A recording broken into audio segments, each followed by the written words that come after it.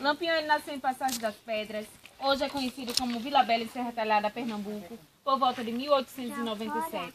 Ele entrou no cangaço no ano de 1919 por conta da morte de seu pai, que foi assassinado pelo José Lucena, que era um chefe policial alagoano, e o mandante do crime foi Zé Sartunino, que era um coronel pernambucano. Esse coronel ele tinha conflito com a família de Lampião por conta de terras e bodes. Começou a terrorizar a vida de Lampião e sua família. Passou do tempo, a família saiu do estado de Pernambuco e de morar no estado de Alagoas. Mesmo assim, o coronel ficou sabendo do seu paradeiro, se juntou com seu sogro João Nogueira e denunciou a família Lampião para José Lucena, dizendo que Lampião e seus irmãos eram bandidos perigosos. José Lucena vai à procura. Quando chega no sítio, nem Lampião nem seus irmãos estavam. Covardamente, ele acaba matando José Ferreira, que era o pai de Lampião. Depois da morte de seu pai, ele jurou vingança até morrer. Ele juntou uma coisa com a outra, que naquela época quem mandava eram os coronéis que tinham poder. Eles não podiam fazer nada que eles queriam. Eles sempre obedeciam às ordens dos coronéis. Aquelas famílias que tinham pequenas quantidades de terras, se não tivesse documento daquelas terras, os coronéis iam lá, expulsavam essas famílias e ficavam com as terras. E a justiça era sempre do lado dos coronéis. Lampião juntou as duas coisas e quis fazer justiça social com suas próprias mãos. Mas ele começou a se vingar de pessoas inocentes que não tinham nada a ver com sua história. Ele atacou o estado todo de Pernambuco, Bahia, Alagoas, aqui em Sergipe, Ceará, Rio Grande do Norte e na Paraíba. Só que no Ceará ele não chegou a atacar, ele tinha consideração o padre Cícero como se fosse padrinho para Lampião. Ele era uma pessoa católica, tinha bastante fé e confiava nele. E o padre Cícero ajudou a Lampião, acolhendo seus irmãos, que quando mataram seu pai, eles foram sendo perseguidos pelas volantes. Nisso começou uma grande amizade entre eles. Mas quando foi no ano de 1926, o padre Cícero, junto com Floro Bartolomeu Coelho, um deputado federal, deu a patente de capitão a Lampião para combater a Coluna Prestes, que era um grupo comunista liderado pelo Carlos Prestes. Só que Lampião ele pegou a patente, as armas e munições, mas não combateu. Ele disse que atrás de coisa mais lucrativa de que combater. Que o mesmo ideal dele era o mesmo ideal da Coluna Prestes. Ele distanciou 6 quilômetros da cidade de Juazeiro, entrando dentro da Caatinga, foi até chegar no Rio Grande do Norte. Quando foi no ano de 1927, ele foi atacar a cidade de Mossoró. Quando chegou lá, ele foi expulso pela população. A população veio se juntar com o prefeito e expulsou ele da cidade. Antes de sair da cidade, ele disse que cidade que tivesse 3 torres, ele não atacava. Porque em Mossoró tinha 3 igrejas e foi bastante arriscado para ele. Até hoje tem marca de bala em uma igreja em Mossoró. Lá foi na hora que morreu nos seus cangaceiros, o Jararaca. Hoje ele é considerado o cangaceiro que virou santo. O túmulo dele é o túmulo mais visitado que tem, no mês de Piná, na cidade de Mossoró. Nem é no prefeito tão visitada quanto do cangaceiro Jararaca. Lampião ele sai de Mossoró, vai para o estado da Bahia, começa a terrorizar a população baiana. Passou do tempo, nem a população aguenta mais e nem as volantes. Foi na hora que o governo dos estados se reuniram, colocaram um anúncio. Quem pegasse Lampião dava recompensa de 50 contos de réis. Ele teve medo e veio aqui para o estado de Sergipe. Aqui ele ficou à vontade porque ele tinha proteção do interventor do estado e naquela época era Eronildes de Carvalho. Ele achava que as volantes do estado, Pernambuco, Bahia e Alagoas, não iam tentar invadir o estado de Sergipe. Por isso que ele ficou bastante à vontade aqui. Mas para vocês verem, esse ponto não é um ponto ideal para Lampião ficar, porque é um ponto baixo. Mas ele se sentiu tão protegido pelo interventor do estado que acabou ficando aqui. Mas seu companheiro, por isso que ele não quis ficar aqui, que ele achava esse lugar inseguro, pegou sua metade do bando, foi para o estado de Alagoas, para a cidade de Pão de Açúcar. Lampião acabou ficando aqui com sua metade e a metade do Zé Sereno. Apenas ele pretendia ficar 5 dias, que ele não ficava muito tempo no lugar só. Mas ele ficou na espera que Curisco chegasse do estado de Alagoas para os dois seguirem viagem. Ele estava pensando em sair da sua vida do cangaço para viver sua vida normal com Maria Bonita e sua filha. E há muito tempo Maria Bonita vem pedindo a Lampião que deixasse sua vida, comprasse uma fazenda para viver sua vida normal. Ele queria que Curisco chegasse e ele era seu braço direito, ele ia dar seu lugar a Curisco. Mas no dia que ele estava esperando, Curisco ele não chegou. Ele resolveu esperar outro dia. Quando ele foi olhar sua alimentação, estava bastante pouca, e mandou seu coiteiro Pedro de Cândido ir na cidade de Piranhas comprar alimentação. O seu coiteiro vai para Piranhas, compra alimentação, chama a atenção da população que ele era um coiteiro comerciante, só tinha condições de comprar de quilo. Nesse dia ele comprou de sacos e mais sacos. A população foi ficando com medo, que conhecia ele e sabia o tamanho da família dele, que era bastante pequena, mas não sabia o motivo de tanta alimentação. Pedro, ele tem um vizinho que se chama Joca Bernardes, ele tinha intriga com ele. Viu o movimento dele, foi na delegacia de Piranhas, falou para o sargento Aniceto Rodrigues que ele apertasse Pedro, que ele sabia onde estava Lampião. O sargento vai para o meio da feira, vê o movimento da população, diz à população que não se preocupasse, que ia atrás de Lampião em Canapi, Alagoas. Ele falou isso porque sabia que o coiteiro estava na feira, ia escutar e ia falar para Lampião. Aconteceu no dia 27 de julho de 1938, um dia de quarta-feira. Quando foi na quarta tarde, Pedro traz alimentação para Lampião e disse a Lampião que ele pudesse ficar à vontade, que as volantinas atrás dele em Canapi. Como ele já sentia bastante vontade aqui, como ele estava na espera de Curisco, ele resolveu fazer uma festa aqui. Começou a dançar, a beber, a jogar, liberou os cangaceiros que estavam fazendo vigília para fazer parte da festa, ficou bastante à vontade. Enquanto isso, o sargento já tinha mandado um telegrama para o tenente João Bezerra, que estava em Pedras, que hoje é a cidade de Elmiro Gouveia, dizendo que ele viesse, que o boi já estava no pátio. O boi que ele falava era Lampião. Ele não podia dizer, tenente, vem que Lampião está no estado de Sergipe. Qualquer pessoa podia ler o telegrama e vir falar a Lampião que eles não vinham atrás dele. Como o tenente já sabia que era Lampião, chamou o aspirante Francisco Ferreira. Os dois saíram de Pedras, se encontraram com o sargento Aniceto Rodrigues no Riacho, que hoje fica na divisa de Olho d'Água do Casal da cidade de Piranhas. Os três desceram para a cidade de Piranhas, pegaram 3 embarcações pequenas e desceram a margem do Velho Chico. Eles não vieram diretamente para a fazenda Angicos. O coiteiro morava no povoado Entre Montes, tinha sua fazenda como descanso.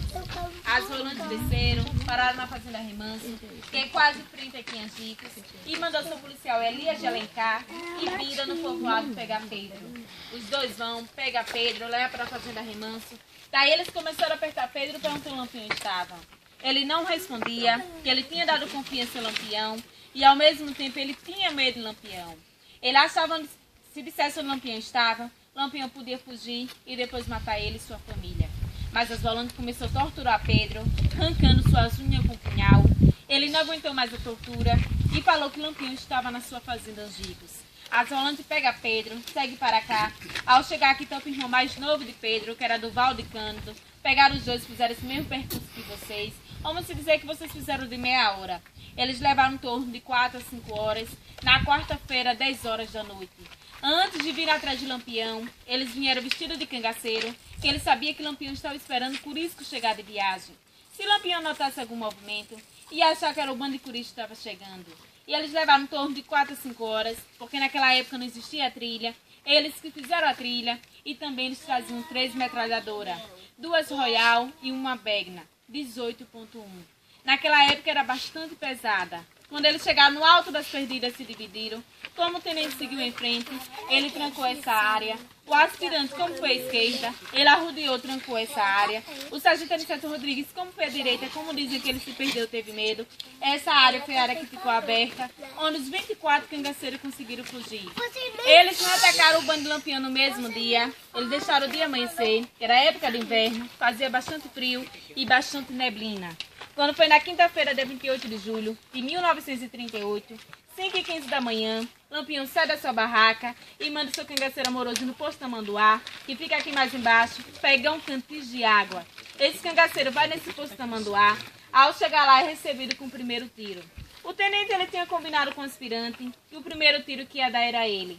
Só que um dos seus policiais foi mais esperto do que ele e acabou atirando primeiro. Mas o cangaceiro amoroso ele não morreu e nem teve como vir avisar Lampião. Lampião escuta o movimento.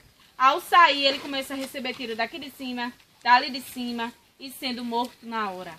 Maria Bonita ela vai tentar reagir. Ela recebe um tiro no ombro e outro na virilha. Só que ela não morreu. Depois daí, os 9 cangaceiros que não conseguiram fugir foram mortos na hora. Desses 9 cangaceiros, um deles ainda conseguiu fugir, que foi Luiz Pedro. Ele tinha combinado com o Lampião, na onde ele morresse, ele morreria também. Quando ele estava fugindo, Maria Bonita viu e perguntou a ele o combinado que ele tem com seu capitão. Ele voltou e morreu no mesmo lugar que Lampião. Foi quando Francisco Ferreira viu que Maria Bonita ainda estava viva, mandando seus policiais, um cabo de Godói, pegar seu facão da marca Jacaré, que era o facão da época, e degolar Maria Bonita ainda viva. Só que ela pediu que não a matassem, que tinha sua filha para criar. Ele acabou matando ela. Naquela época eles tinham que ter uma prova que matou o rei do cangaço. Como eles vinham em embarcações pequenas, não tinha como levar os corpos. Já que a cabeça de Maria Bonita estava degolada, degolou a de Lampião dos 9 cangaceiros, levaram para Piranhas, botaram exposto na escadaria do Palácio Dom Pedro II, que hoje é a Prefeitura Municipal de Piranhas, e mostrou à população que tinha matado o rei do cangaço. Depois daí as cabeças foi sendo expostas no estado todo de Alagoas, até chegar em Salvador.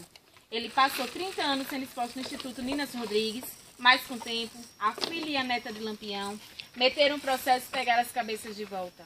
Se ela não fizesse isso, até hoje as cabeças estavam sendo expostas. E o Curisco, ele fica sabendo da morte do seu capitão no estado de Alagoas, ele vai perguntar a Joca Bernardes quem foi que denunciou. Ele ficou com medo porque tinha sido ele. Ele falou que tinha sido Domingos de Patos. Era um senhor que não tinha nada a ver com a história do cangaço. Curisco vai na casa desse senhor, acaba matando ele e sua família. Não chegou a matar a família inteira, porque Dadá, a esposa de Curisco, conseguiu salvar uma criança das garras dele. Mesmo assim, ele foi em cima de Dadá para matar essa criança, mas ela não deixou. Ele fez a mesma coisa que as volantes. Arrancaram as cabeças dessas famílias, mandaram para o tenente João Bezerra, dizendo que era para vingar a morte do seu capitão. Depois daí ele seguiu com o cangaço. Alguns dos cangaceiros que fugiram ainda fizeram parte do cangaço com Curisco. Outros viveram sua vida normais. Antes de viver sua vida normais, foram presos. Se não se entregasse, sempre seria perseguido do mesmo jeito. Por isso que hoje ainda existe cangaceiro vivo. E aquele que seguiram com Curisco, 2 anos após a morte de Lampião, eles foram mortos. E Curisco tem um grande inimigo, que era José Rufino, um chefe policial baiano. Há muito tempo ele vinha à procura de Curisco. Ele tinha uma sede de matar Curisco arrancando sua cabeça. Chegou a entrar em conflito com Curisco, não conseguiu matar ele, porque Dadá foi a única mulher que no fim do cangaço conseguiu pegar em armas para defender seu amado. Mas quando foi dia 25 de maio de 1940, Curisco decide sair desta vida do cangaço. José Rufino fica sabendo, vai à procura, acaba matando Curisco e atingindo Dadá com um tiro no pé. Ela perde sua perna e vai sendo presa. Depois da morte de Curisco, encerra a história do cangaço. Hoje o cangaço no Nordeste tem 170 anos de história. Pessoal, o cangaço ele não surgiu com o Lampião. Quando o Lampião ele entrou no cangaço, o cangaço já existia, surgiu no século XVIII a XIX com José Gomes Cabeleira. Só que o cangaço ele não era falado. Ele só passou a ser falado depois da entrada do Lampião. Aqui no bando também teve a participação do fotógrafo Benjamin Abraão. Ele era libanês. Para primeiro ele fazer parte do bando, ele plagiou uma carta dizendo que Padre Cícero que tinha enviado. Lampião, como confiava no Padre Cícero, aceitou ele no bando. Mas ele já chegou querendo tirar foto de Lampião. Ele teve medo que achava que a máquina era uma arma, porque naquela época o flash saía faísca de fogo. O Benjamin ensinou a Lampião a tirar foto. Lampião viu que não era uma arma, deixou ele fazer parte do bando. Ele registrou cada momento de Lampião e de seu bando. Quando foi dia 10 de maio de 1938, o Benjamin ele foi morto e os principais aqui foi destruído. Por isso que hoje existem poucas coisas sobre Lampião, por conta do Benjamin Abraão. Alguma pergunta, pessoal? Um comentário só, né? Os 2 maiores assassinos da América Latina são os mais biografados, né? Lampião e Che Guevara. Só que hoje Lampião ele é considerado esse terror do Nordeste. Mas a maioria das coisas não era o bando Lampião que cometia. Naquela época os policiais eram mais perversos do que Lampião, fazia coisas piores que Lampião e colocava a culpa para Lampião. E Lampião colocava a culpa nos policiais. Verdade. Também. Tivesse visto. E ele morreu com que idade mesmo, que você estava me dizendo ali, que eu pensei que tinha morrido mais velho, mas ele morreu com 40 anos. com 40 anos, né, Pião? Muito novo.